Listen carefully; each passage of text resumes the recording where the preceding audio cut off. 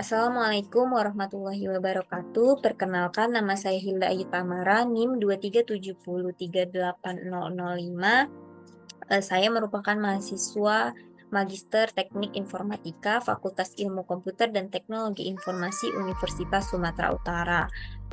Saya akan menjelaskan dari hasil review terhadap bacaan dari sebuah artikel dan juga jurnal mengenai apa itu generatif AI. Nah, generatif AI itu sendiri adalah jenis kecerdasan buatan yang dapat membuat konten dan ide baru, termasuk percakapan, cerita, gambar, video, dan juga musik.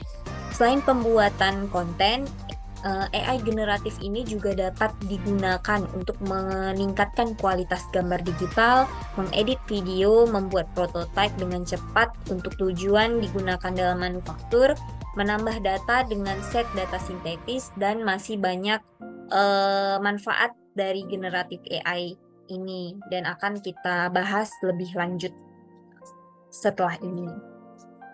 Dilansir dari artikel pada blog AWS Amazon, cara kerja generatif AI ini sama seperti AI pada umumnya. Generatif AI ini didukung oleh model machine learning yang sangat besar yang telah dilatih sebelumnya pada sejumlah besar data dan biasa disebut dengan model fondasi atau FM. Model fondasi atau FM ini memanfaatkan kemajuan terbaru dalam machine learning. FM ini dianggap istimewa karena kemampuan untuk melakukan lebih banyak tugas karena mengandung sejumlah besar parameter yang membuatnya mampu mempelajari konsep-konsep lanjutan. Selanjutnya itu mengapa sih generatif AI itu penting? Generatif AI ini dianggap penting karena sudah berhasil menciptakan berbagai macam manfaat di bidang industri, di banyak bidang industri. Adapun manfaat yang sudah terlihat yaitu menciptakan kembali sebagian besar pengalaman dari aplikasi pelanggan, membuat aplikasi baru yang belum pernah ada sebelumnya, dan membantu pelanggan mencapai tingkat produktivitas baru. Dilansir juga dari blog AWS Amazon, generatif AI ini dapat mendukung peningkatan PDB global sebesar 7% atau hampir 7 triliun US dollar dan meningkatkan pertumbuhan produktivitas sebesar 1,5 poin persentase selama periode 10 tahun. Selanjutnya, apa saja aplikasi yang sudah umum dari generatif AI ini? Yang pertama itu untuk code, chatbot, analisis data, asisten virtual, dan juga kontrol kualitas dalam bisnis. Yang pertama itu dalam pembuatan code. Ini merupakan pendampingan pengkodean dalam AI.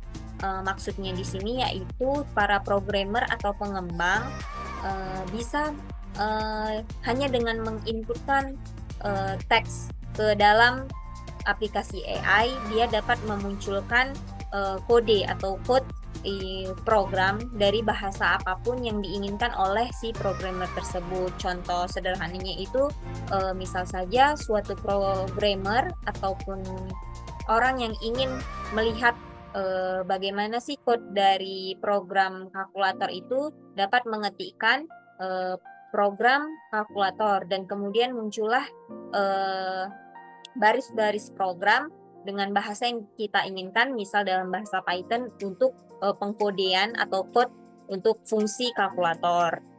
Begitu. Selanjutnya itu ada chatbots yang ini digunakan untuk meningkatkan pengalaman pelanggan.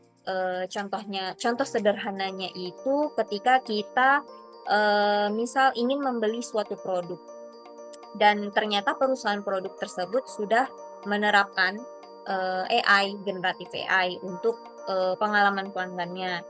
Kita bisa bertanya dalam sebuah pesan WhatsApp yang sudah dibekali oleh perusahaan itu dengan chatbot, dan kita bertanya apakah produk tersebut masih tersedia ataupun produk tersebut eh, kita ingin bertanya produk apa sih yang sekiranya cocok dengan apa yang kita butuhkan, itu chatbots yang telah dilatih itu dapat memberikan umpan balik kepada pelanggan tentang apa yang kita tanyakan dalam chat. Sederhananya seperti itu. Selanjutnya itu pembuatan konten untuk meningkatkan produktivitas ini digunakan oleh beberapa orang seperti content creator, dosen, tenaga pendidik maupun YouTuber yang tujuannya itu membuat konten yang bersifat edukatif. Nah, tidak hanya konten yang bersifat edukatif, generatif AI ini dapat dimanfaatkan juga untuk membangun konten yang menghibur gitu. Contoh sederhananya misal kita ingin membuat sebuah konten gambar infografis gitu.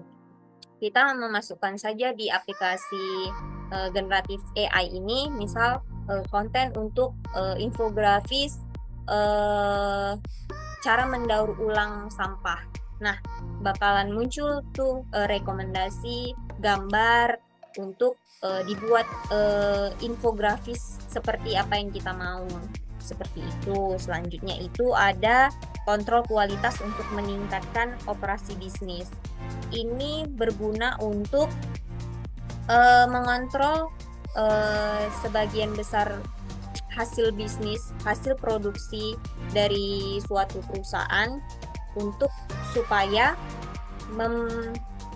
meningkatkan operasi bisnis atau meningkatkan penjualan seperti itu sederhananya. Nah, apa saja sih contoh aplikasi yang menggunakan generatif AI ini dalam ada berbagai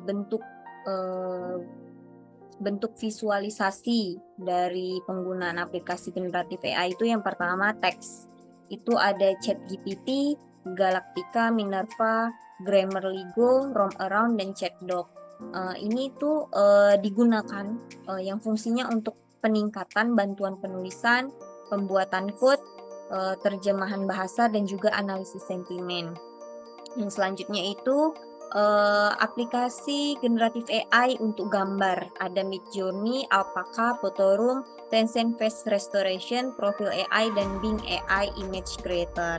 Ini digunakan untuk membuat gambar dari perintah teks serta dalam pengeditan gambar. Dalam bentuk video ada Colossian, Tafus AI, Kyber, dan GeoGPT. Fungsinya ini yaitu membantu seseorang produser untuk membuat alur cerita dari sebuah video. Selanjutnya itu ada dimanfaatkan untuk 3D, untuk membuat 3D yaitu ada Adobe Firefly, Magic 3D, dan Make It 3D. Ini itu memungkinkan desain 3D dibuat hanya dengan input teks, gambar, atau dengan hanya video. Yang selanjutnya itu untuk code ada GitHub Copilot dan ChatGPT. Itu membantu seorang programmer dalam membuat program dan bisa saja membangun sebuah aplikasi maupun situs web. Untuk bisnis ada Harvey dan Truwin, yaitu untuk dinilai dapat memangkas biaya dengan mengurangi tugas berulang atau bahkan mengotomatisasi bisnis yang lebih kreatif dan mahal. Serta dapat memunculkan jenis bisnis baru. Yang selanjutnya yang dinilai sangat bermanfaat yaitu dalam dunia medis ada Nvidia BioNemo dan Chat Dokter. Ini merupakan aplikasi untuk penemuan obat yang tepat sesuai diagnosis dan menentukan diagnosa dari suatu penyakit terhadap gejala-gejala yang ada.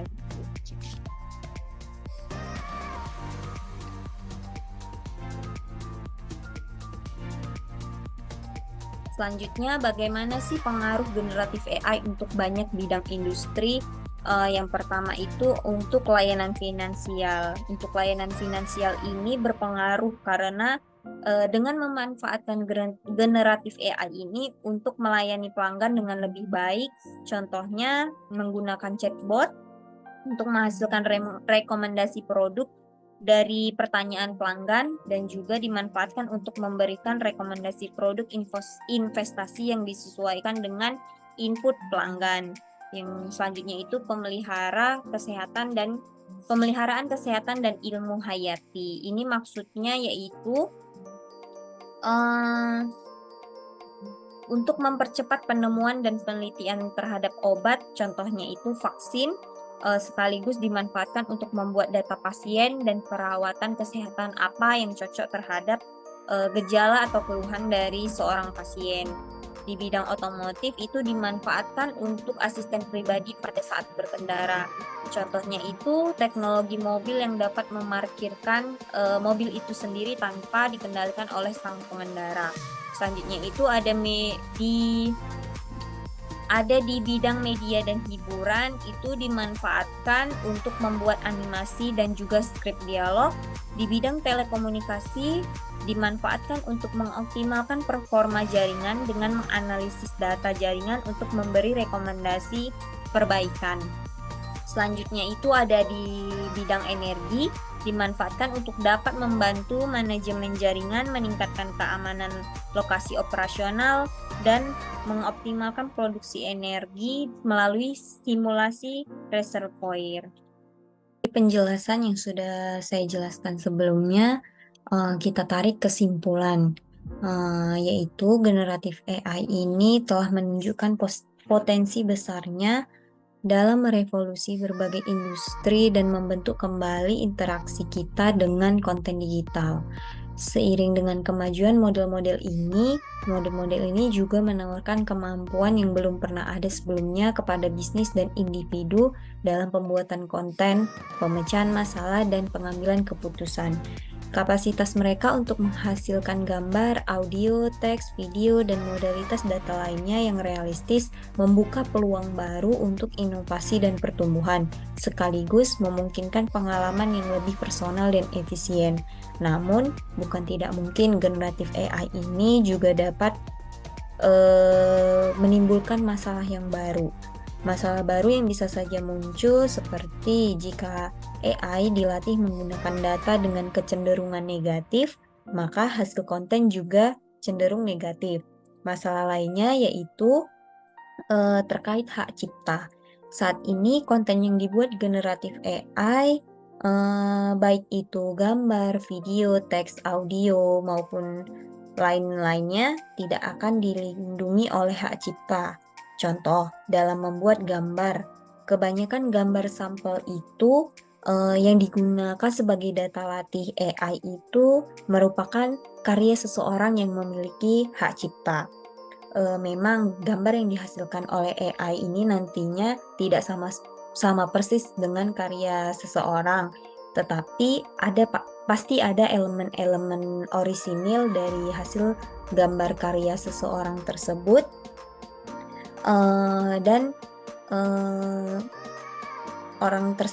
seseorang tersebut tidak mendapatkan royalti apapun dari elemen-elemen karya yang diambil oleh si generatif AI.